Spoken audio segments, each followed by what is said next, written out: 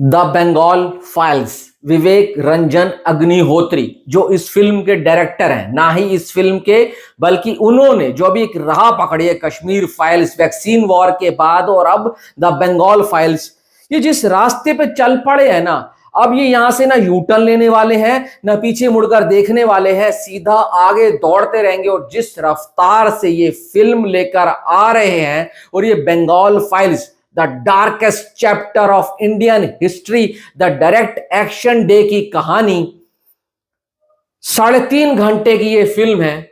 और 3.5 घंटे अगर आप इस फिल्म को देखकर आओगे ना, तो कम से कम आधा घंटा अपने अपने माइंड को ना रिफ्रेश करने के लिए, उसको अपनी जगह पर लाने के लिए चाहिए। क्योंकि इस फिल्म के अंदर जो चीजें दिखाई गई हैं, क्या बोलूं, मेरे पास शब्द नहीं है, मुझे नहीं पता वहां क्या हुआ था।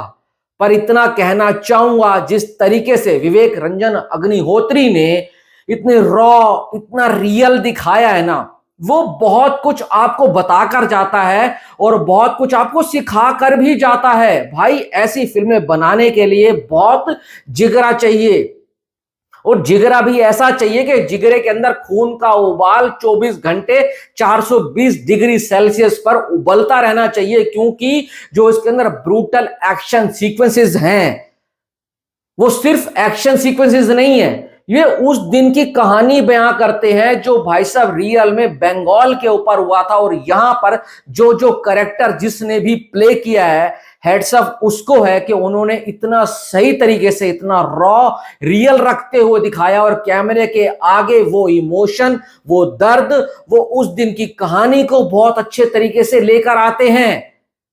3.5 घंटे वो चीजें चलती हैं। अगर आप कमजोर दिल वाले हैं, खून खराबा आपको देखना पसंद नहीं है, तो प्लीज इस फिल्म को देखने की गलती मत करना। क्योंकि इस फिल्म के अंदर इतना खून दिखाया, इतना खून दिखाया है कि अगर आप साउथ की फिल्मों में 200 फिल्मों में इतना खून नहीं देख पाओगे जितना इस फिल्म के अंदर अकेले दिखाया गया है। इस फिल्म के बाद सबसे ज्यादा इंटरनेट के ऊपर जिस बंदे की खोज होने वाली है, वो होने वाली है हु इज गोपाल पाठा। गोपाल पाठा कौन था, वो बंगाल चैप्टर के अंदर क्या कर रहा था, उसका इसमें क्या काम था, तुम देख लेना। इंटरनेट इस वक्त के ऊपर फटने वाला है जब ये फिल्म देखकर आप घर जाओगे। यहां पर हमें तारीफ करनी होगी पल्लवी जोशी की, मिथुन चक्रवर्ती की, भाई साहब अनुपम खेर साहब की और निमृत की, जो कि भाई गदर 2 में थी। और हर एक वो करेक्टर, खास करके सौरभ जिसने गोपाल पाठा का किरदार प्ले किया है, मैं बोल रहा हूं, मैं फिर बोलूंगा, मुझे इस सच का कुछ नहीं पता था। अभी कितना सच है क्या नहीं है, पर जिस तरीके से विवेक रंजन अग्निहोत्री ने अपने कैमरे में इन सब दृश्यों को उतारा है ना, वो भाई साहब आपको अंदर से तोड़ कर रख देगा और आपको सोचने पर मजबूर कर देगा कि क्या भारत ने इतना काला दिन देखा था। और अगर देखा था तो उस वक्त के ऊपर सरकार कहां थी, उस वक्त के ऊपर सुरक्षा एजेंसियां कहां थी, जो सब चीजें हो रही थी। और मैं ये सोचता हूं कि भाई अगर गोपाल पाठा उस वक्त के ऊपर नहीं होते, तो जितना बड़ा ये जेनोसाइड था ना, उससे कम से कम 5 गुना बड़ा ये जेनोसाइड बन सकता था। मतलब कि हत्याकांड उससे बड़ा हो सकता था। गोपाल पाठा के अगर कैरेक्टर के बात करूं तो बुच्चर था, किसाई था, और उसके बाद जिस तरीके से उसका कैरेक्टर लिखा गया है और उसके कैरेक्टर की जो राइटिंग है, टोटल फिल्म की स्टोरी टेलिंग बहुत ही अलग लेवल के ऊपर चलती है।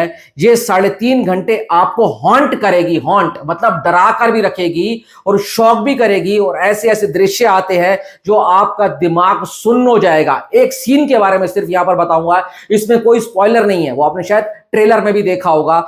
लाशें बिछी होती हैं, काली काली लाशें, वहां पर सिर्फ और सिर्फ सन्नाटा होता है, प्लेन बैकड्रॉप होता है, वहां पर गिद्ध उन लाशों को नोच नोच कर खा रहे होते हैं। वहां हो सकता है गिद्ध का सीजीआई जो किया गया है आपको थोड़ा सा फेक लगे, पर सीन इतना रियल लगता है। और ऊपर से बंगाली फोक म्यूजिक जो एक यहां से आलाप लेता है और आलाप वहां जाकर खत्म होता है जहां गले की चीख निकल जाती है। लिटरली बता रहा हूं, मेरे पास शब्द नहीं है। देखनी है या नहीं देखनी है, वो आपने फैसला करना है। ये सच है या प्रोपेगेंडा है, वो आप इतिहास पढ़ लो, आपको पता लग जाएगा। पर विवेक रंजन अग्निहोत्री जी के लिए इतना तो कहना चाहूंगा कि बहुत बहादुरता से उन्होंने ये फिल्म का निर्माण किया है। बाकी आप बताना आपको कैसी लगी।